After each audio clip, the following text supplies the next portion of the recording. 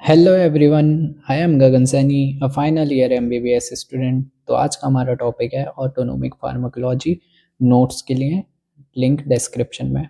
ठीक है, तो ये हमारा बहुत इंपॉर्टेंट यूनिट है एक, जिसको समझने के लिए पहले समझो नर्वस सिस्टम। नर्वस सिस्टम के होते हैं दो पार्ट, सेंट्रल और पेरिफेरल, जिसमें कि पेरिफेरल के अंदर आता है हमारा ऑटोनोमिक नर्वस सिस्टम, जिसके फर्दर टू पार्ट होते हैं जिन्हें बोलते हैं सिंपैथेटिक सिस्टम और पैरासिम्पैथेटिक सिस्टम।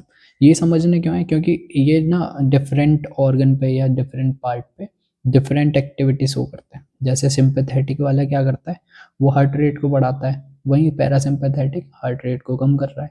ये मिड्रियासिस कराता है, मिड्रियासिस मतलब ये डायलेटेशन ऑफ आई करा रहा है, वहीं पैरासिम्पैथेटिक वाला म्योसिस करा रहा है, ये कॉन्स्ट्रिक्शन करा रहा है। ठीक है, ब्रोंकाई पे ब्रोंको डायलेटेशन करा रहा है हमारे सिंपैथेटिक, ये ब्रोंकोस्पाज्म करा रहा है।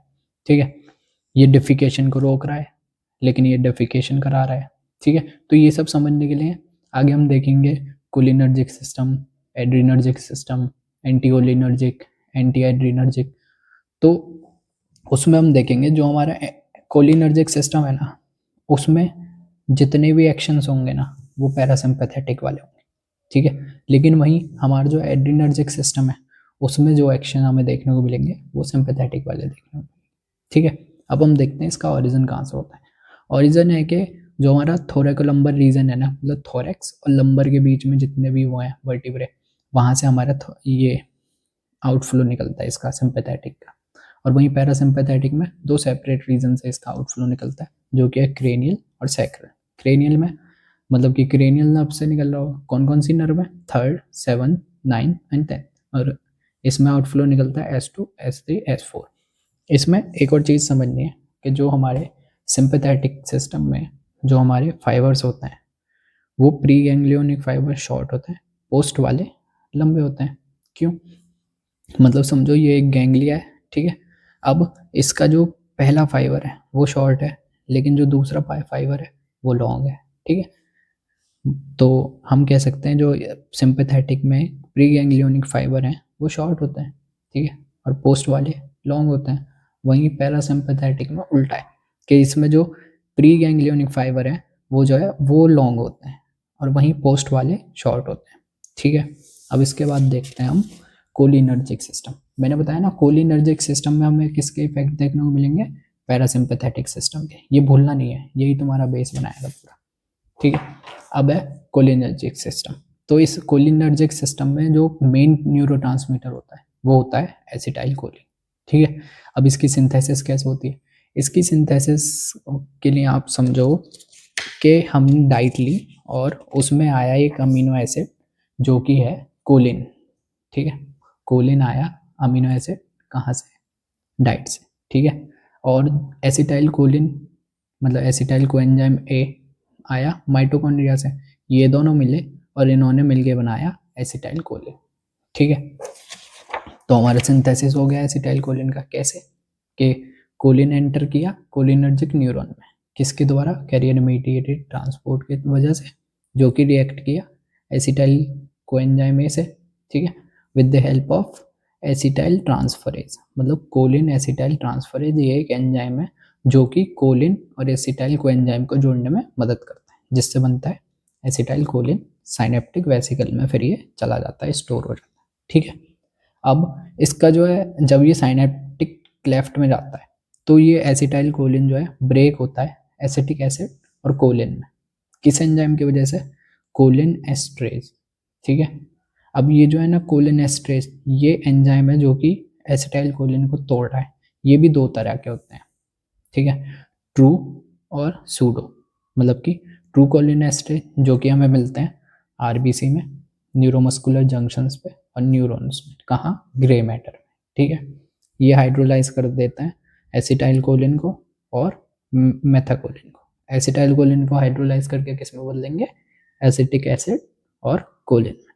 ठीक है, वही है नॉन स्पेसिफिक ब्यूटराइल कोलिन एस्ट्रेज या सूडो कोलिन एस्ट्रेज, मतलब ये ट्रू था ये फॉल्स। तो ये कहाँ मिलता है हमें, लिवर में मिलता है, प्लाज्मा में मिलता है और वाइट मैटर में मिलता है। ये हमें ग्रे में मिल रहा था, ये मिलता है वाइट में। तो ये क्या है, ये हाइड्रोलाइज नहीं करता मेथाकोलिन को, बल्कि ये जो था ये मेथाकोलिन का हाइड्रोलाइज कर रहा था, बट ये हाइड्रोलाइज कर देता है ब्यूटाइल कोलिन को और बेंजाइल कोलिन को। वहीं ब्यूटाइल कोलिन और बेंजाइल कोलिन को हाइड्रोलाइज नहीं करता ट्रू वाला। ठीक है, अब देखते हैं ये कि एसिटाइल कोलिन साइनेप्टिक क्लेफ्ट में आया हमारा। ठीक है, उस पर एक्शन करेगा कोलिनेस्टरेज एंजाइम। ठीक है, जिससे एसिटिक एसिड और कोलिन बन जाएगा। ठीक है, यहाँ कौन एक्ट करेगा? कोलिनेस्टरेज एंजाइम। ठीक है, या एसिटाइल कोलिनेस्टरेज। ठीक है, अब इसमें जो है ना, जब हमारा कोलिन आ रहा है, या तो जब इससे टूटा एसिटाइल कोलिन से एसिटिक एसिड और कोलिन बना, तो ये वापस रीअपटेक होगा इसका, और ये फिर साइनेप्टिक वेसिकल में जाके स्टोर होगा एसिटाइल कोलिन बनने के बाद। ठीक है, उसका अपटेक रोकता है हमारा हेमिकोलिनियम। ठीक है, जिसको बोलते हैं हेमिकोलिनियम, जो कि कोलिन का अपटेक रोक देगा। ठीक है, एक है वेसामिकॉल। ये क्या करता है? ये ब्लॉक कर देता है एसिटाइल कोलिन जो है, जो स्टोर्ड होता है ना साइनेप्टिक वेसिकल में, ये उसको ब्लॉक कर देता है, स्टोर नहीं होने देता। ठीक है, फिर है दो ऐसे टॉक्सिन है जो इंटरफेयर करते हैं कोलिनर्जिक ट्रांसमिशन में, जैसे कि बोट्यूलिनम टॉक्सिन, जो कि इनिबिट कर देता है रिलीज, मतलब यहाँ से निकल रहा है ना एसिटाइल कोलिन, तो इसको रोक देगा ये। ठीक है, दूसरा है ब्लैक विडो स्पाइडर टॉक्सिन। तो ये क्या करता है? इससे ये मैसिव रिलीज करा देता है, जिसकी वजह से रिसेप्टर ना ले नहीं पाते और डिप्लीट हो जाता है एक्शन उसका। ठीक, इसके बाद है हमारा कोलिनर्जिक रिसेप्टर। ये बहुत इंपॉर्टेंट है। ठीक है, ये तुम्हें इनकी लोकेशन पता होनी चाहिए कि जब हम कोई ड्रग ले रहे हैं तो उसका एक्शन कहाँ कहाँ पे हमें देखने को मिलेगा। ठीक है, ये होते हैं दो तरह के, मस्करेनिक और निकोटिनिक। मस्करेनिक है 5 तरह के, निकोटिनिक है 2 तरह के। अब देखते हैं पहले मस्करेनिक। मस्करेनिक है M1, M2, M3, M4 और M5। ठीक है, M1 मिलते हैं हमें CNS में, गैस्ट्रिक ग्लैंड पे और ऑटोनोमिक गैंग्लिया पे। ये याद करने वाली चीज़ें हैं, इन्हें कोई हेल्प नहीं कर सकता इन्हें कुछ करने में, तो इन्हें तुम्हें ही याद करना पड़ेगा। दूसरा है M2, ये बहुत इंपॉर्टेंट है। M2 पाया जाता है हार्ट पे, M3 मिलता है स्मूथ मसल पे, एक्सोक्राइन ग्लैंड पे और एंडोथेलियल सेल्स पे, और वहीं M4 और M5 मिलते हैं हमें CNS में। ठीक है, इनका नेचर है GQ। GQ मतलब कि ये IP3 एंड DAG को क्या करेगा? बढ़ा देगा। ओके, और GI मतलब कि ये इनिबिटरी है। अगर तुमने फार्माकोडायनेमिक वाला वीडियो देख रहा है तो ये क्या करेंगे? ये CAMP को कम कर देगा। ठीक है, फिर है निकोटिनिक रिसेप्टर। निकोटिनिक में NM और NN। ठीक है, NM और NN। NN कहाँ कहाँ पाया जाता है? वो है autonomic ganglia, adrenal medulla, CNS। ठीक है, लेकिन NM जो है वो मिलता है न्यूरोमस्कुलर जंक्शन पे। ठीक है ना, तो ये जो है ना, ये याद कर लेना, तभी आगे बढ़ना, क्योंकि फिर आगे समझ नहीं आएगा। ओके, तो एक और बार जल्दी से समझो कि हमारा क्या है, कोलिन आया डाइट से, और वहीं एसिटाइल कोएंजाइम आया हमारा माइटोकॉन्ड्रिया से। ये दोनों मिले, इन्होंने बनाया एसिटाइल कोलिन।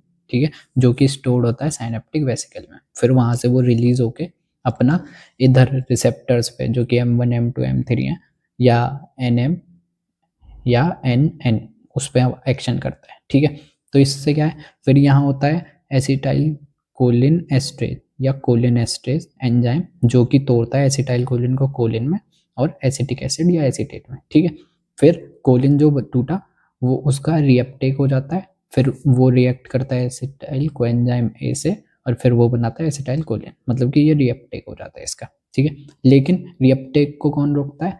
हेमिकोलिनियम। और एसिटाइल कोलिन के स्टोरेज को कौन रोकता है? वेसामिकॉल। ठीक है, और 2 टॉक्सिन ऐसे हैं जो कि कोलिनर्जिक ट्रांसमिशन को इंटरफेयर करते हैं, उसमें बोट्यूलिनियम टॉक्सिन जो कि इनिबिट कर देता है इसके रिलीज को, और ब्लैक विडो स्पाइडर टॉक्सिन, ये इसके रिलीज को बहुत ज़्यादा बढ़ा देता है। ठीक है, फिर है इसके रिसेप्टर में क्या आता है? M2 रिसेप्टर है हार्ट पे।